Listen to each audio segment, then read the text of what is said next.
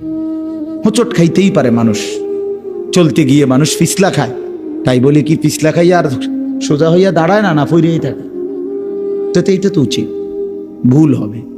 চলার পথে অনেক দিন চোখ নামায় রাখছি, আজ হয়তো নারীর প্রতি নজর পড়ে গেছে, হ্যাঁ ভুল হইতেই পারে। সবসময় সত্য বলার চেষ্টা করি, আজ হয়তো একটা ভুল বলে ফেলছি, মিথ্যা বলে, হতেই পারে, কিন্তু লাগাতার মিশা কথা বুঝছেন নি আমার কথাটা? প্রত্যেকদিন মিশা কথা, প্রতিদিন বুঝি মানুষের সুদ খায়, প্রতিদিন বুঝি ওজনে কম দেয়, প্রতিদিন বুঝি কাস্টমারের ঠকায়। এটা কি মুসলমান? এ কেমন ধরনের পাপী? 30 বছর বুঝি প্রত্যেক দিন টেলিভিশন চলবে আপনার ঘরে, প্রতিদিন আপনার ঘরে নিয়ম মাফিক নাচ গান নর্তকের ছবি চলবে। আপনাদের আখিরাত নাই? আপনার বিবি বাচ্চার আখিরাত নাই? তো এরা মরলে কোথায় যাবে? এদের পরিণতি কি হবে? আর আমি বাবা হিসাবে, অভিভাবক হিসাবে কি দায়িত্ব পালন করলাম? খাট পালং আর সোফা, ফার্নিচার, কাঁচের প্লেট আর নুনের বাটি, এটাই ছিল জিম্মাদারি না? একজন মুসলমানের দায়িত্ব তার স্ত্রী সন্তানের জন্য এই শুধু খাট পালং আর সোফা ফার্নিচার ব্যবস্থা করা, এই তো না? বলেন না বাবা, বলেন তো কি দায়িত্ব ছিল? কোরআন শরীফে আছে, ওয়া'মুর আহলাকা বিস-সালাহ ওয়াসতাবির আলাইহা।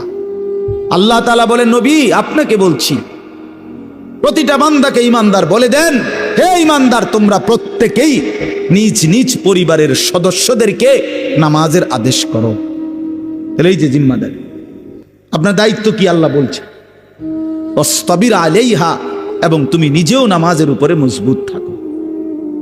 তো বাত্তরকারী আল্লাহ বলে, লা নাসআলুকা রিজকা, তোমাদেরকে রিজিক দেওয়ার জন্য আমি তোমাদের কারো সাহায্য আমার লাগবে না। নাহনু নারযুকুকা, আমি একাই সকলকে রিজিক দেব। কি সুন্দর কথা! মানে বিষয়টা আমি দেখব, ভাতের ফিকির আমি করব, রিজিকের ফিকির আমি করব, তুমি সেজদার ফিকির করো, স্ত্রী সন্তানের ইবাদতের ফিকির তুমি করো, ওদের ভাত তরকারির ফিকির আমি করব। ওমা কুন্না আনিল খালকি গাফিলিন, আল্লাহ বলে, বান্দা আমি আমার একটা সৃষ্টির ব্যাপারে 1 সেকেন্ডের জন্য গাফিল নই। সাতবক জমিনের নিচে যেই পিঁপড়া হাঁটে, 7 আসমানের উপরে যেই ফেরেশতা হাঁটে, আমি দুইটাকেই সমান নজরে দেখি, একই মুহূর্তে দেখি, একই মুহূর্তে দেখি।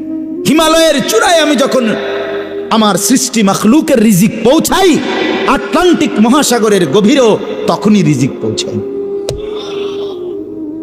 আমি আল্লাহ, তুমি আমার কি মনে করছো?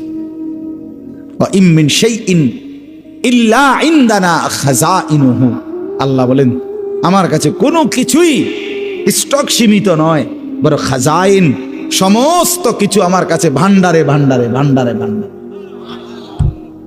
ভান্ডারে ভান্ডারে। তুমি মনে করছো নাকি তাড়াতাড়ি আইয়ে সিরিয়ালে দাঁড়ানোলে শেষ?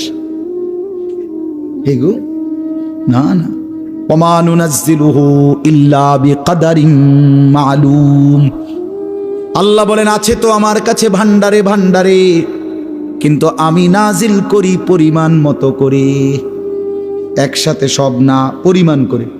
বোঝেন নাই?